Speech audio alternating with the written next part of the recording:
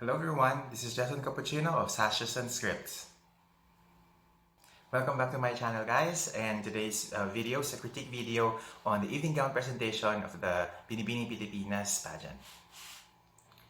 So before we begin, I would like to give a shout out to the different designers of this year's evening gown competition, because all of the designs, it looks like it has built up and leveled up in terms of craftsmanship, in terms of artistry, in terms of design. I love that the Binibining Pilipinas pageant chose to, give a spotlight to these designers.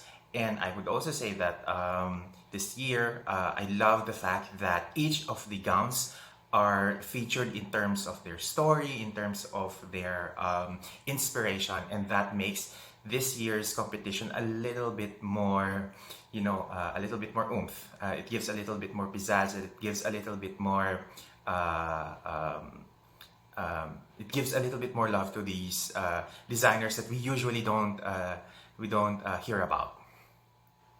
Okay, first one out is Gabi.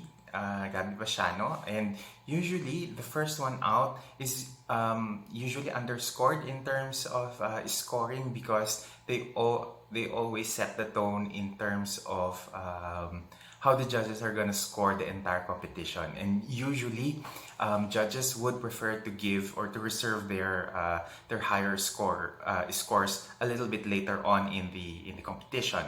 I love the gown because it's a stunner of a gown. It's not the usual run-of-the-mill pageant patty kind of gown, and it reminds me of like a Riccardo Tisci creation for Givenchy.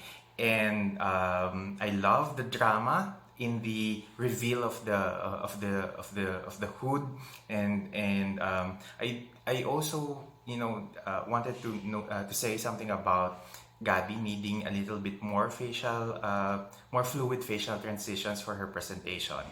And then next we have Patricia Garcia, who had a yellow gown with a Lego mutton sleeves. I'm not very particularly fond of the Lego mutton sleeves. I thought that the gown does not do anything for her body. I would have preferred some, a more fitted silhouette with a trumpet skirt on her to give her a little bit more, shape in the competition. Then next we have Karen Lori Mendoza. She had a very red carpet gown, which is a head turner on the red carpet, but it is not actually a good pageant gown. Love the ombre effect, but the tulle looks too much heavy that she had difficulty in presenting the gown, in walking in the gown. And I'm not also particularly fond of the turn in the end, because it looks like it was sloppily done. However, I love the ponytail, the low ponytail on her. The styling was perfect and she looks great facial wise. Then we have Graciela Liman with a gown that looks like a love child of Catriona Gray's Lava and Adarna gowns. Now, the gown is very sexy, so I love the fact that she toned it down with a smiling face in her presentation. The execution of her walk is very smooth. I love the turn at the end of her presentation. And I also like the fact that the gown presentation was one of the smoothest in the competition. Then we have Francesca Taruk from Angeles. And what we have seen with this gown is that it looks familiar, because we've seen several gowns in pageant gowns that looks almost similar in design and execution. I love the way it hugged her body though. It was very sexy. It was very form-fitting. But because it looked familiar, the gown doesn't have as much impact as we hope it would. We also preferred if Francesca had her hair in a Veronica Lake coif, side parted on the side with large curls, and We also loved if she had more walks and turns and poses in her gown. Then we had Miyacruz, who has a very um, structural, or rather sculptural look into her gown. This is not a typical pageant gown, I would say, but this is something that we would expect, like a Venezuelan candidate would wear on a competition. She had a strong walk. She had great facial expressions. The transitions were fluid. She nailed every aspect of the presentation in terms of overall performance. Then we had Jasmine di Maculangan.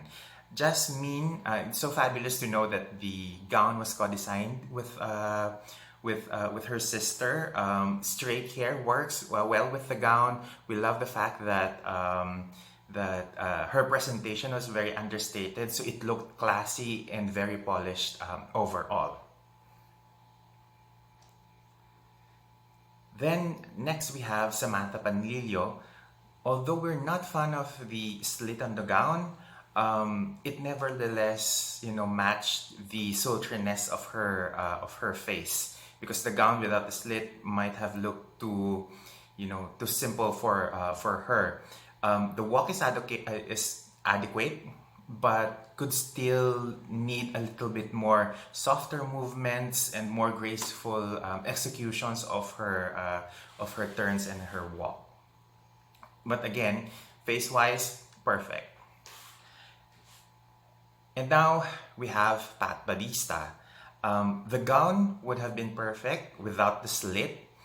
She looks better with her hair in a chignon, maybe a side chignon. The walk is a bit on the average side, because I think she needs more refinement in terms of her movements and her post transitions. Next, we have Honey Grace Cortesano. Now, this is a gown that you either love it or you hate it. It is a very fashion-forward, very risque kind of gown. Thankfully, Honey is able to pull it off. It was the facial expressions, it was the turns, it was the very calculated moves that actually brought the gown to life. And thankfully, Honey has one of the better presentations, evening gown presentations in this batch. Then we have Hannah. The gown itself is a little bit too gimmicky. I found that we've already done this with Mariam Habak and Sofia Aragon, and with a face like Hannah's, she doesn't need that much of too much gimmicks on the gown. I think that the presentation itself would have been better if the poses and the walks is not a little bit on the erratic side in terms of execution, but in terms of choreography, she had one of the best choreographed sequences for the evening gown presentation.